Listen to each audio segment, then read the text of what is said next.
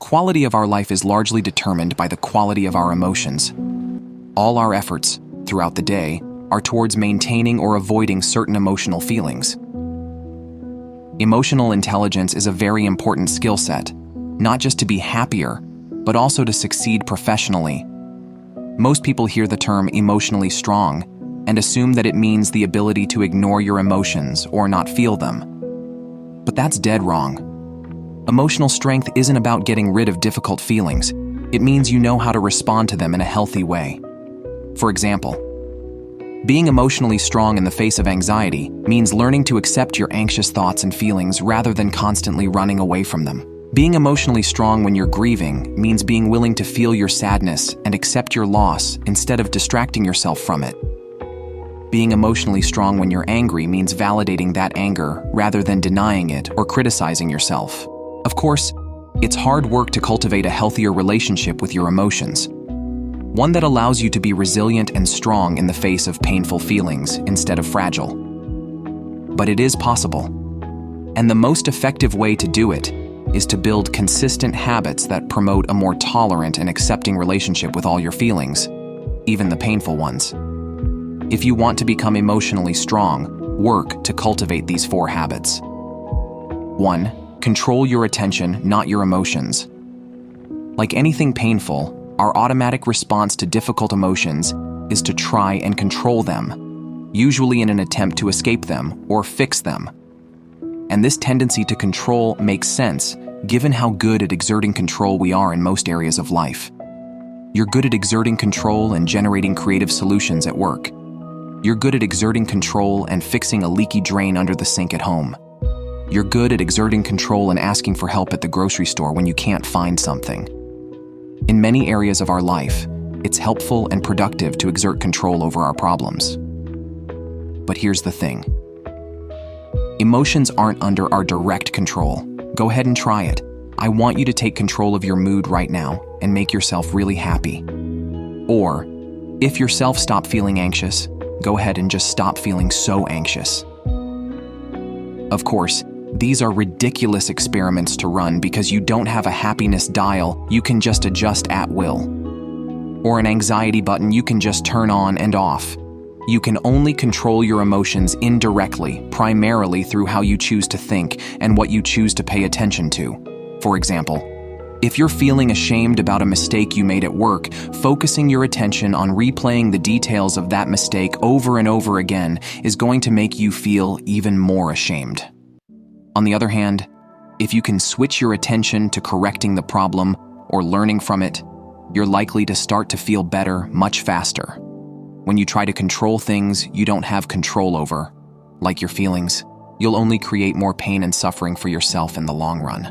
Emotionally strong people take control over their attention and what they choose to focus on.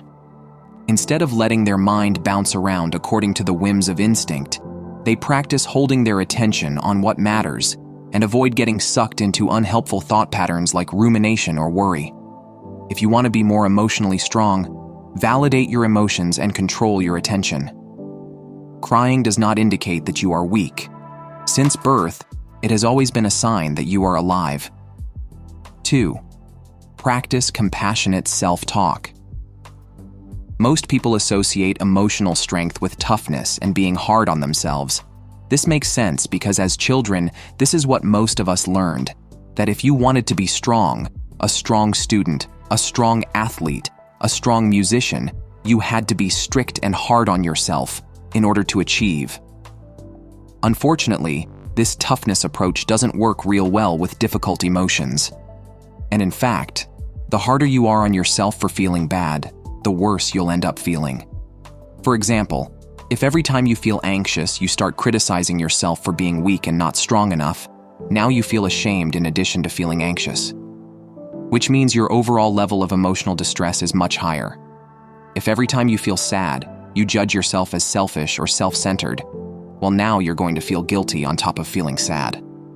This means that dealing with your sadness in a healthy way and moving on from it is going to be much, much harder. Here's the bigger point. When you respond to painful emotions with negative self-talk, you train your brain to be ashamed of feeling bad. Emotionally strong people realize that it's actually much more helpful to be compassionate and understanding with yourself when you feel bad. In other words, they practice compassionate self-talk. Now, if that sounds a little woo-woo or new agey, it's not at all. Self-compassion simply means applying the same standard of kindness and support that you would give to a friend who was struggling to yourself. For example, if a friend was feeling sad for no apparent reason, you wouldn't tell him to stop being such a baby and get over it.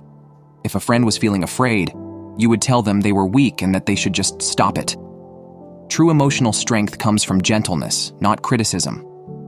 Words matter, and the words that matter most are the ones you say to yourself. 3. Use values, not feelings, to make decisions. Emotionally strong people listen to their emotions but never take orders from them. Unfortunately, our cultural attitude toward emotions tends to be one of extremes. Most people see emotions either as silly and to be ignored or gotten rid of, or that they are quasi-mystical experiences guiding us toward truth and ultimate enlightenment. In reality, emotions are much more mundane. They're a survival mechanism that adapted over hundreds of thousands of years. And while they're quite useful in some situations, they're just as often unhelpful in others. For example, if you're walking across the street, hear a super loud noise, and fear causes you to quickly look and notice a car that's about to hit you, that's a very useful instance of an emotion. But if you're sitting in a meeting wanting to share a creative idea, but then fear of other people thinking your idea will be stupid pops up and causes you to hold back, that's not so useful. The point is simply this: your emotions will lead you astray just as often as they will guide you. Emotionally strong people know that in the face of difficult decisions, it's best to listen to their emotions. But ultimately, they use their values and reason to guide their decisions, not the emotional whims of the moment. Think about it. How often would you exercise if you only listened to your emotions and how you felt in the moment and ignored your values and commitments to health and well-being? How many creative projects would you actually produce and finish if you only listened to your emotions and how you happened to feel about creating and ignored your values and commitment to creativity? How many incredible relationships would you pass up if you listened to your fearful feelings about asking someone out and ignored your values and commitment to put yourself out there more to find a satisfying relationship? Listen to all your emotions, but don't blindly take orders from them.